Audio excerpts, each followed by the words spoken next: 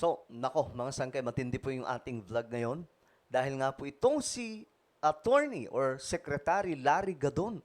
May matindi pong mga banat ngayon sa mga DDS. Yan po ang ating pag-uusapan ngayon.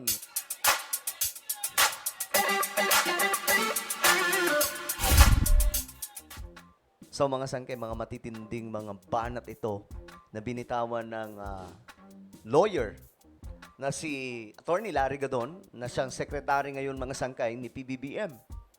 Mayroon po mga binitawan. If you remember mga sangkay before, di ba? Dito po siya sumikat Panahon po ito ni Tatay Digong.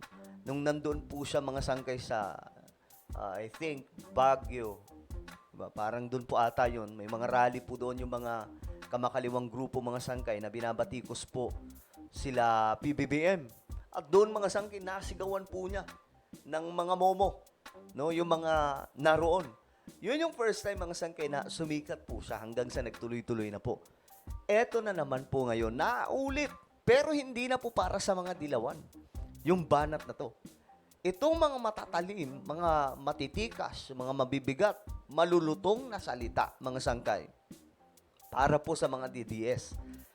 Anyway, bago natin pag-usapan yan guys, paki-subscribe po muna yung ating YouTube channel. Tayo po ay 1.4 million subscribers na dito sa YouTube. So kung ikaw ay hindi po nakakapag-subscribe dito sa ating YouTube channel, makikita nyo po yung subscribe button sa baba ng video na to. I-click nyo lamang po yung subscribe, i-click ang bell, at i-click nyo po yung all.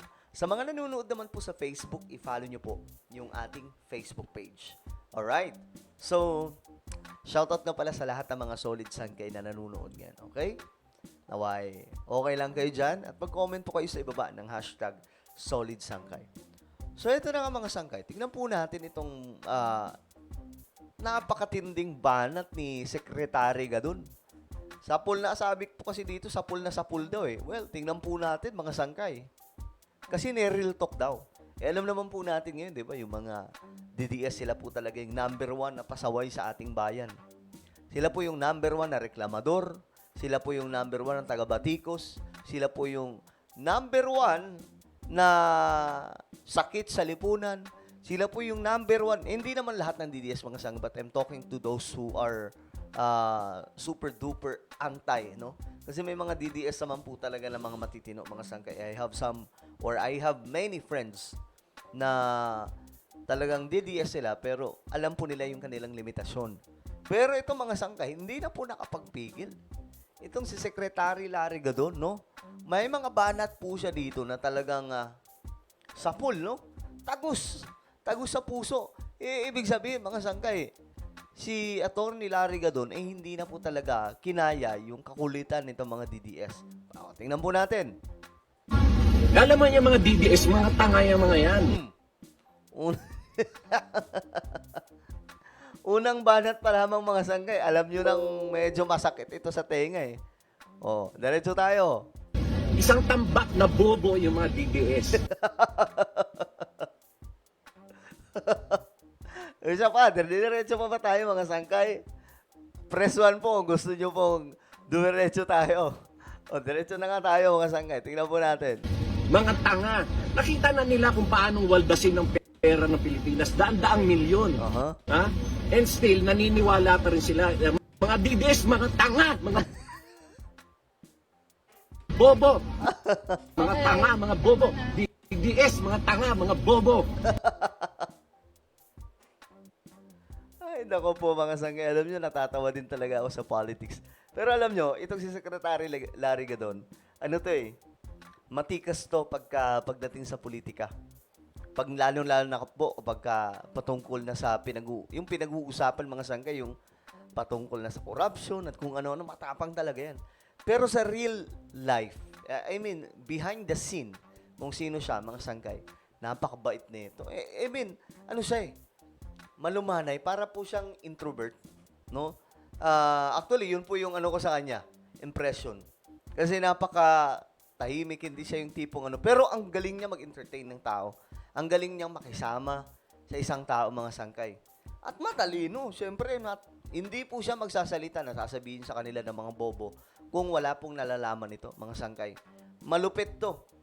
Ilan na pong mga matataas na opisyal ang binangga nito. Kumbaga, mayroon po talaga siyang kung mayroon po siyang ipapakitang papel, mahaba-haba na po yung listahan niya mga sangkay na mga nakabangga niya. No? Especially yung mga dilawan noon, mga sangkay. 'Di ba? Ngayon, nagkataon, ang pasaway sa ating bayan ay yung mga DDS. So sila po yung binabanatan ngayon ni Secretary Larry Gadon. At alam ko na ito yung na-miss ng marami sa kanya. Thank you, Sec.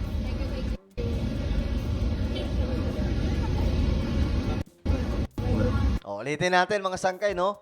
Para po sa mga late na mga DDS. So, panoorin po ulit natin. Alam mo yung mga DDS, mga tanga yung mga yan. Isang tambak na bobo yung mga DDS. Mga tanga. Nakita na nila kung paano waldasin ng pera ng Pilipinas. Daan-daang milyon. Ha? And still, naniniwala pa rin sila. Mga DDS, mga tanga, mga bobo. Mga tanga, mga bobo. DDS, mga tanga, mga bobo. Pero masakit to mga sangkay sa tenga ng mga DDS, no? Hindi nila kakayanin mga sangkay na manahimik lamang. I'm sure may mga may mga magko-comment, sasabihin nila, hindi, ikaw yung momo. Hindi kami. 'Di ba? Siyempre, ire-rebat po nila yan mga sangkay. Pero sa kabilang banda, may punto din po si Secretary Larry Gadon. Kasi, halimbawa na lamang po ngayon, itong si VP Sara, na-i-issue about po dito sa confidential fund, no? Na marami daw perang nawawala. Well, di naman po tayo ganun kalalim na mag-analyze sa mga bagay na ito mga sangkay. Pero ang tanong kasi dito, bakit ayaw po humarap ni VP Sara sa pag-iimbestiga? Bakit parang may tinatago mga sangkay? Kumbaga, yun lang naman po, no? Asan yung perang ganito? Maraming tinatanong tungkol po sa budget eh. Yung iba naman, syempre, sasabihin po nila yan na politics, pinupolitika lang po si VP Sara, which is, ako, nagigets ko naman yan kasi ganyan po yung politika sa Pilipinas eh. Pero, ayan na nga po, nasabi na po ni Secretary Larry Gadon na mga momo nga daw po yung mga DDS. So kayo ba, mga sangkay, naniniwala ba kayo? Sa sinabi ni Secretary Larry Gadon, na mga anga-anga daw po or angat-angat yung mga DDS. Alam niyo pag napanood nila 'to mga sangkay,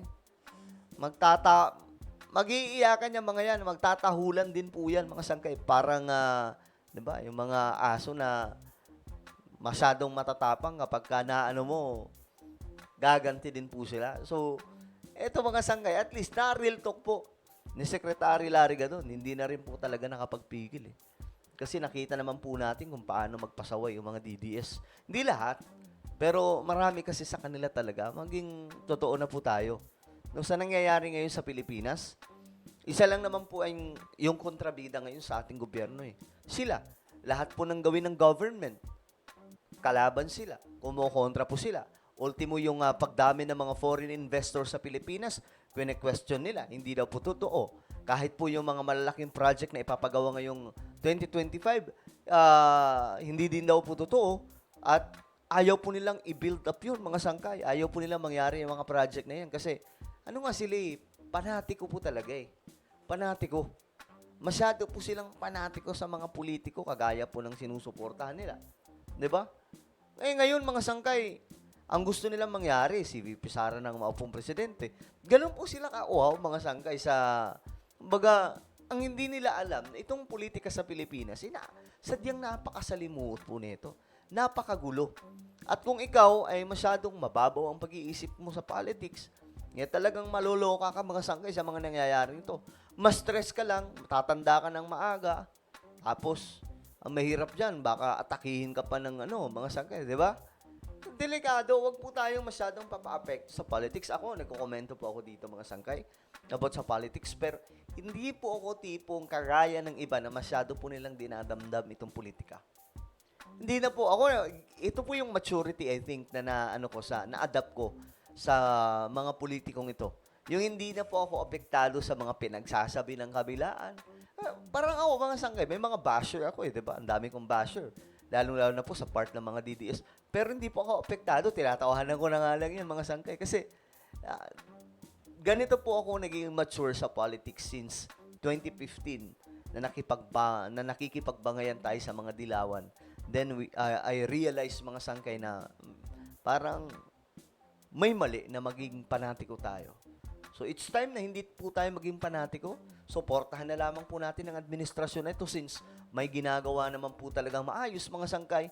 Huwag po tayo maniniwala sa mga fake news kagaya ng ginagawa po ng mga DDS. Alright? Sila po kasi ngayon yung version ng Dilawan eh. Ang DDS ay version ng Dilawan sa panahon natin ngayon. Alright? Well, ano po ang inyong opinion? Just comment down below. Kayo ba ay naniniwala sa mga pasabog ni Secretary Larry Gadon tungkol sa mga DDS? Mag-comment lamang po sa ibaba. Mayroon tayong YouTube channel, Sangkay Revelation. Magaganda po yung topic natin dito at parami po ng parami ang mga nakakapag-subscribe dito ng Solid Sangkay. No? Road to 100,000 subscribers. So, kung ikaw hindi pa po nakakapag-subscribe, makikita nyo po yung bilog sa screen. Pindutin nyo po yan. Then, click the subscribe, click the bell, and click all. Alright? So, ako na po ay magpapaalam. Mag-iingat pong lahat. God bless everyone.